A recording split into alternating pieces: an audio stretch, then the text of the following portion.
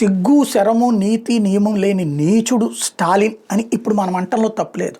మామూలుగా అయితే ఒక ముఖ్యమంత్రిని ఆ మాట అనకూడదు.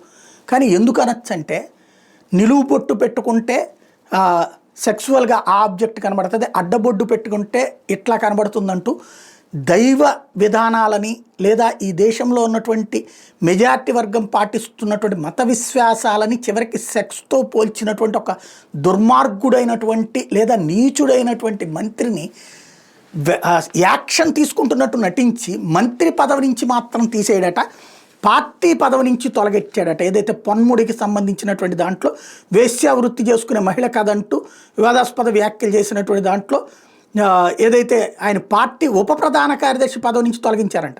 ఆ స్థానంలో ఎంపీ తిరుచి శివని స్టాలిన్ నియమించాడట. ఇంతే, మంత్రి పదవి మాత్రం వాడు కొనసాగుతాడంట. దాన్ని బట్టి వాడు ఎంత నీచుడు అన్నటువంటిది, అంటే వీళ్ళకి ఎంత హిందుత్వం మీద ద్వేషం ఉంది, ఎంత నీచాన్నైనా సరే హిందుత్వం మీద. ఇదే వేరే మతానికి సంబంధించి ఇట్లాంటి వ్యాఖ్యలు చేస్తే ఉంచుతాడు అసలు మంత్రివర్గంలో, పార్టీలో కానీ? అదే ఇక్కడ $1 మిలియన్ ప్రశ్న.